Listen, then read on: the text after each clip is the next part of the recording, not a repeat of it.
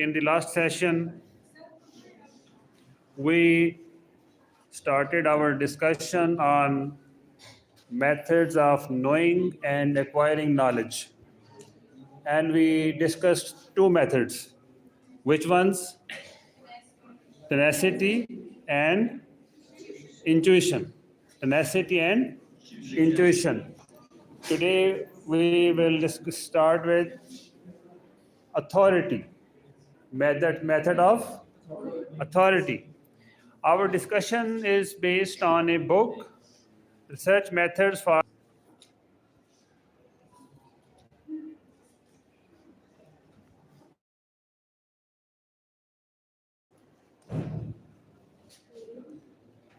Yes, the method of authority.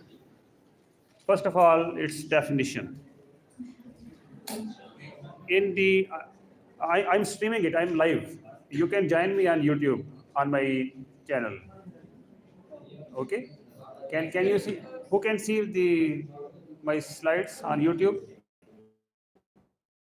Show hands. Show hands if you can see my slides. No? The net is not working? Okay. Have I shared the slides on your group? Not? Okay. I share the slides on your group. Just a minute. Just a minute.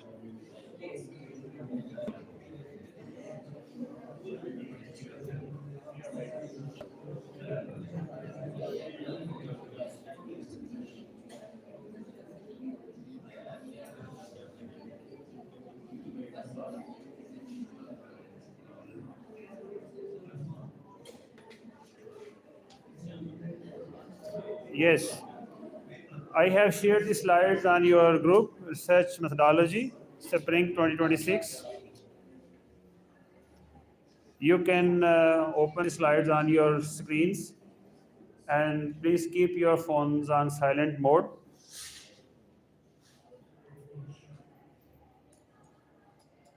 Yes, the method of authority. First of all, its definition.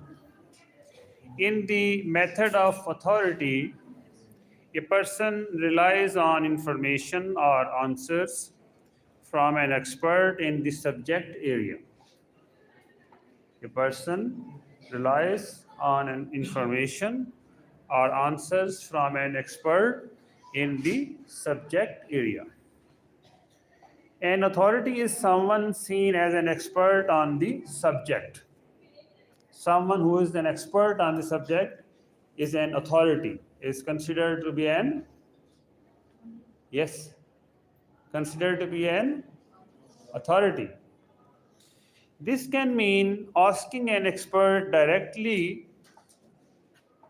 going to a library, visiting a website, reading the work of an expert. So these are various ways to consult an authority. You can ask someone directly, or you can go to a library. Works of experts are available in the library. They are considered to be authorities on this subject. You can visit a website of an expert and you can read the works of a research work of an expert. So this way you consult the experts, you consult the authorities. In all these cases, you are depending on someone else's expertise. You know, there is a lot of noise coming in. Can you hear the noise? Yes. There's a lot of noise. Yes. It is a huge disturbance Yes. for me, for you, for everyone. So, how can we manage this? How can we bring a change that people don't make noise when a class is in progress? I have a solution. I have a solution. You know, in this 21st century, young generations, young people like you, they are leading revolutions. They are leading change. They are leading development. So all of you are quite fresh, energetic, young people. You have a lot of energy. You can make anti-silence volunteer committees, anti-silence volunteer force or volunteer committee. You hold a meeting, some of you get together and you volunteer yourself for half an hour or 20 minutes per day individually, and you will have a ribbon here on your arm. Okay, the ribbon will have the text Anti-Nice Volunteer Committee, Department of Political Science, and in your hands you will have a poster. Okay, a small stick and a poster, and on that poster you will write, please don't make nice, a class is in progress, please keep quiet, like that. Take some texts. Okay, effective text. You can take help from AI for this purpose. And when you see some people are making nice close to a class, you just go silently and show the poster to them. And no need to fight with them, no need to quarrel, no need to shout. Politely use your soft power, the power of silence, the moral power. Okay, and this way you can bring a huge change. uh, okay, just keep trying daily. So when you also include people from other classes. Okay, and when you are busy in your classes, the others will do this duty. When you will come free, become free from your classes, then you will do the duty, turn by turn. So be regular and punctual in your classes, but in your spare time, spare 20 minutes or 30 minutes for this. So one day you may become leaders. You will become leaders because you will lead this huge change. And maybe you get the media attention, and media comes to you for your photographs and interviews. And this way you will also lead this revolution to in other educational institutions. And these small steps sometimes they lead to huge development. The issue is the teachers, they don't have enough time for all these things. And you should not depend on teachers for everything, each and everything. You can do these things on your own. Don't expect us to call you for meetings and organize and hold elections and spare times for this. You can do it all on your own, so that people observe you, the world see you doing something great, and it comes to appreciate you. Fine? And even if the real world does not appreciate you, you continue your noble work. Ultimately, this noble work will pay you back. When you will see a huge change has occurred, it will give you some energy and satisfaction and contentment, a sense of contribution you will acquire on your own, which will strengthen your personality, and it will develop the leadership abilities among you inside you. So can we expect some of you will volunteer for this? Anybody who is willing to do this? Yes, good. Yes, boys, you are not willing? Three girls, four, five, six girls have raised their hands. Boys, only one boy. Boys are very busy. Boys should also volunteer. Yes, today after your classes, hold a meeting and take it serious, and take this noble vision, read it, and bring a change in the campus. Slowly, gradually, the other departments will follow the suit, and you will lead a good trail. Okay, coming back to our topic, we are discussing the method of authority to know to have answers. In all these cases, which we have talked about, if you whether you go to a library or whether you consult a website, okay, whether you ask an expert directly, in all these cases, you are depending on someone else's expertise. You are depending on someone else's expertise. Whenever you use books, other people, television, the internet, newspapers, you are using the method of authority. You are using the method of authority. Examples of experts include doctors, scientists, psychologists, professors, stockbrokers, and lawyers. For many questions, the method of authority is a good place to start. It is often the fastest and easiest way to get answers, the method of authority. Much of formal education works this way. Much of formal education works this way. Teachers give answers, textbooks give answers, students trust expert knowledge. However, the method of authority has problems. The method of authority has problems. What are the problems? Number one, it does not always give correct information. It does not always give correct information. One reason is bias. Sometimes the authorities are biased. Experts are biased. Maybe they are biased in favor of a leader, biased in favor of their country, in favor of their party, in favor of their business, okay? In favor of their boss. There can be many reasons behind biasness. Experts can have personal or professional bias. We often see this in criminal trials. Different expert witnesses give conflicting opinions. Conflicting opinions. Sources may support one viewpoint, one theory, one orientation. Here is an example. Parents are worried about their child's temper tantrums.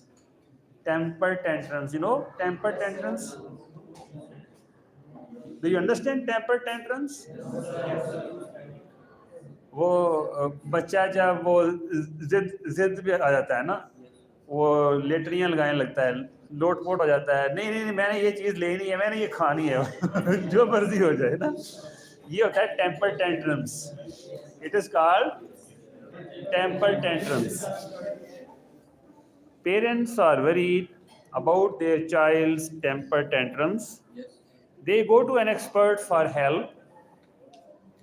If they ask a psychodynamic psychologist, they may hear that the child's oral needs were not met.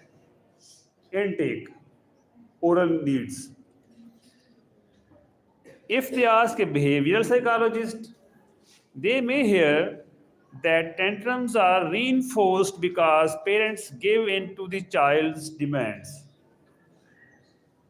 Tantrums are reinforced because parents give in. Parent accept the demands. And next time the child repeats the same behavior. The child learns that when I do this, the parents agree.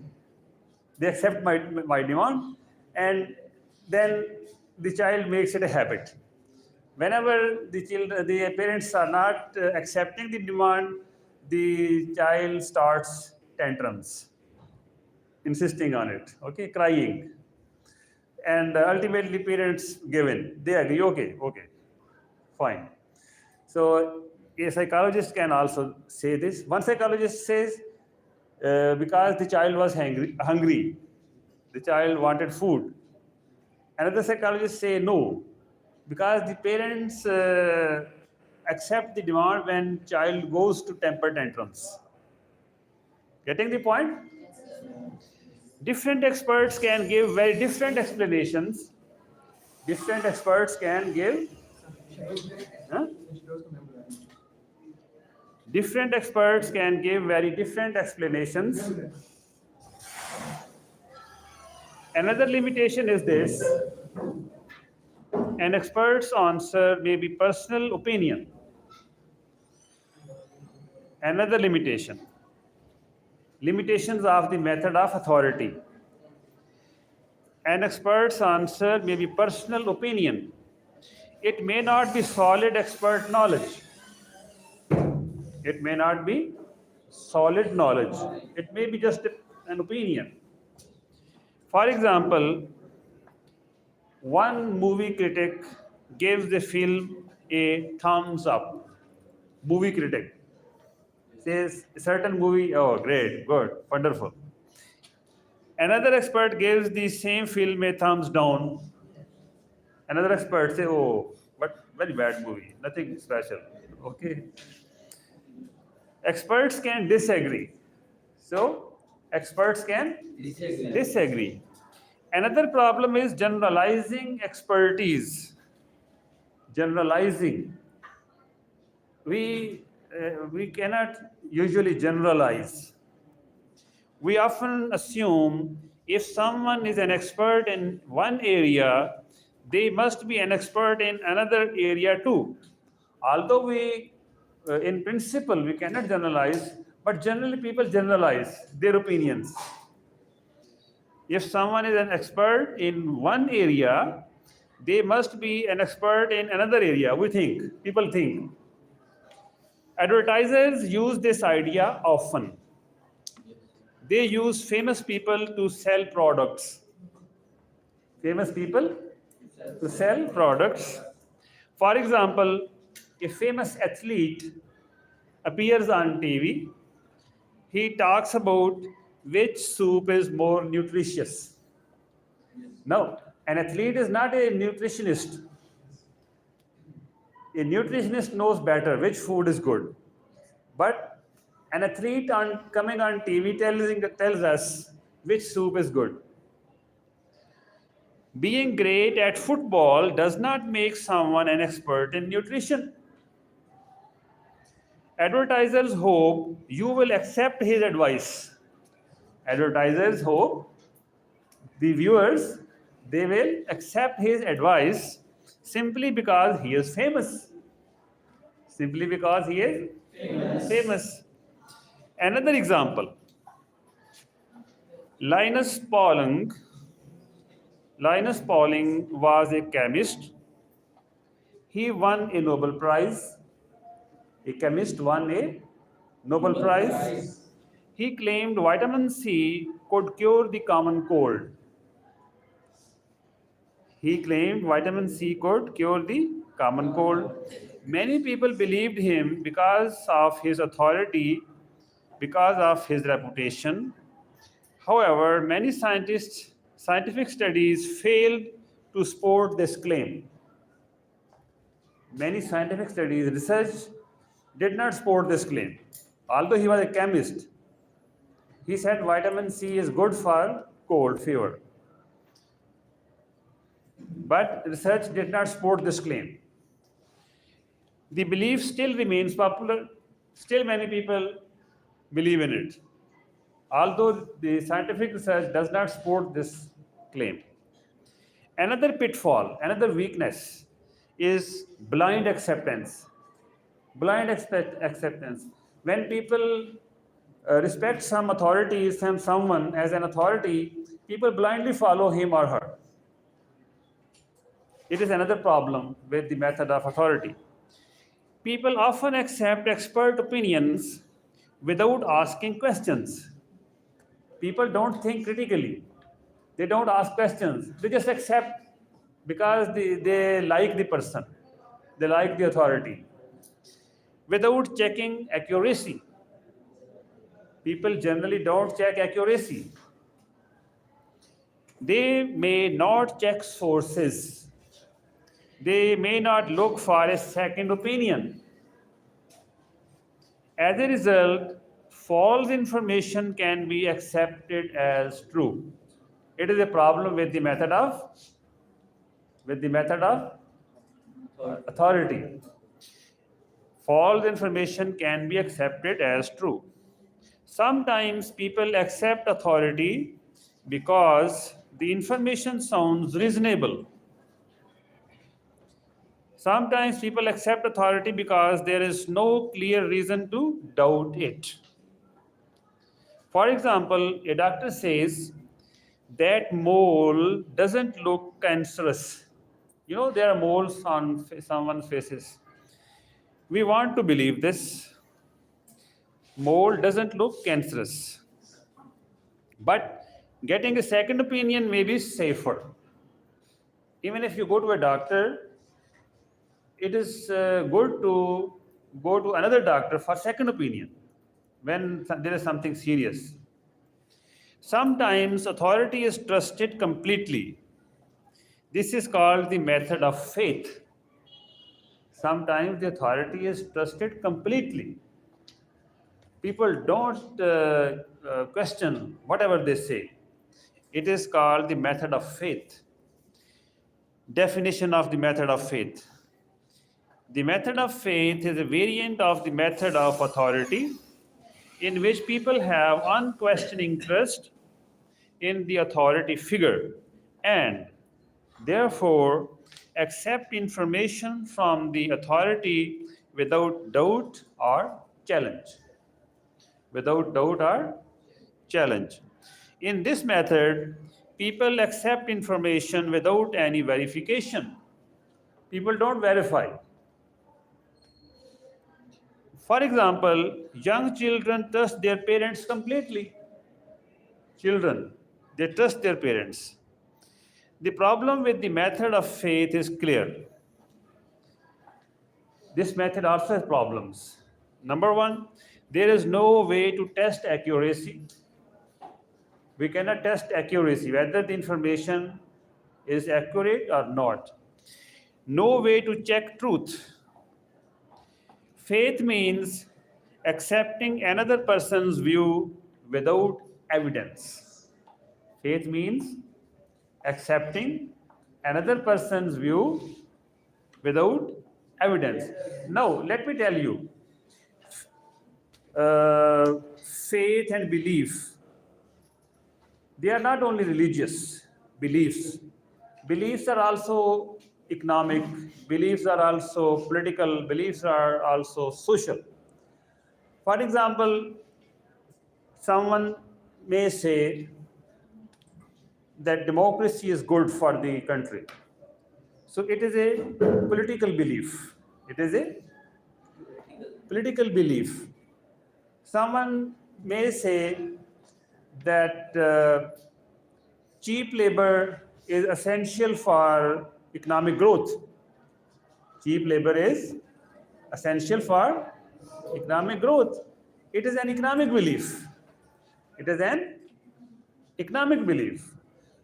So there can be other types of beliefs and faiths as well. So one final problem with the method of belief, method of faith. Not all experts are real experts. Sometimes experts of faith are not real experts. Many people are called experts without proper training, without credentials, without experience. Watch daytime talk shows on television. People argue on stage about relationships, about family problems. At the end, an expert appears to explain emotions and behavior. Many of these experts lack proper education. Many of them lack real expertise, but they talk as if they are real experts. Okay? Being called an expert does not make someone an expert. There are ways to be more confident when using authority. There are ways to be more confident when using authority. First, check the source. Check the source. Ask, is this person really an expert? Ask, is this their area of expertise? Also ask, is this an objective fact or is it just personal opinion? It is critical thinking. When you ask these questions, you are thinking critically. Okay? And critical thinking, the skill of having critical thinking, having the skill of critical thinking in one of the basic objectives of university education. University education, okay? Now you are all in the university. So you should pay some attention, make some conscious effort to acquire this skill of critical thinking. You should raise questions about each and everything so that you get a clearer picture, so that your knowledge is sound. Second, evaluate the information itself. Evaluate the information itself. Does it sound reasonable? What is being said, does it sound reasonable? Is it logical? Does it match what you already know? If you have doubts, get a second opinion. Get a second opinion. If two independent experts agree, confidence in the answer increases. If two independent experts agree on the same point, your confidence in the answer increases. Be especially careful online when you use internet. Be especially careful. Yes. Do not accept internet information immediately. Do not accept internet information immediately. Ask yourself, have I used this site before? Is it known to be trustworthy? Do you know Wikipedia is not reliable? Yes, sir. Wikipedia is not reliable. Why? It can be edited from. Anyone can edit it anywhere, Yes. anytime. So the people editing it, all of them, they are not experts. Some of them may be, but many of them, they are not experts. And some of them may have bad intentions for misleading the people. Yes. So Wikipedia, don't use Wikipedia. I never use it. Ask yourself, have I used this site before? Is it known to be trustworthy? Do other people trust this site? If unsure, check other reliable websites. Yes. Cross-checking. Yes, cross check it. Check other reliable websites. See if they give the same information. There is a box in your book, box 1.1. If you see the textbook, conflict between science and authority. The method of authority has a long history. Sometimes it also has a very colorful history. It has been used to decide what is true. It has been used to spread knowledge. History shows many clashes between official authorities and scientists. Sometimes religious authorities were involved. Scientific work was seen as dangerous. Science was often viewed as a threat to religious beliefs, a threat to religious doctrine. Because of this, scientists were sometimes called heretics. You know heretics? Heretics mean who don't believe in religion, who don't believe in God, heretics. So many times scientists came up with some new research, new idea, scientific idea, and the religious people, the priests, the Pope, they rejected it and they gave a fatwa against the scientist, saying that the person is heretic, not a Christian. This person is not Christian. At one time, religious teaching said, Earth is at the center of the universe. There was a time people believed, and Christians believed, that this earth is the center of the universe. All heavenly bodies move around earth. It was a belief. But later, a different idea appeared. In the 17th century, Galileo sported an older idea. This idea came from Copernicus. Copernicus was a famous scientist, great scientist. Galileo, you also know, is also a great scientist. Do you know the famous invention of Galileo? Telescope. Galileo invented telescope, doorbin. So Galileo did not agree with this idea that this earth is center of the universe, that everything revolves around the earth. He did not agree. It is a geocentric view. It is a geocentric view. This idea said earth moves around the sun. No, Copernicus told that earth revolves around the sun. This is called the heliocentric view. Heliocentric. So Galileo agreed with Copernicus. Galileo used a new telescope. With it, he discovered something important. He saw that Jupiter has its own moons. These moons move around Jupiter. From this, Galileo understood not everything moves around Earth. With the telescope, he saw that moons of Jupiter's do not move around the Earth, they move around the Jupiter. It means everything does not move around the Earth. Earth cannot be the center of the universe. This meant religious teaching at that time was wrong. Christianity at that time was wrong. Galileo continued to support Copernicus's view. As a result, in 1616, Galileo was condemned. Galileo was condemned. The condemnation came from the authorities of the Catholic Church. Catholic Church condemned Galileo. He was also threatened with imprisonment. He was also warned not to support the heliocentric view again. Galileo's ideas strongly opposed religious beliefs of the time.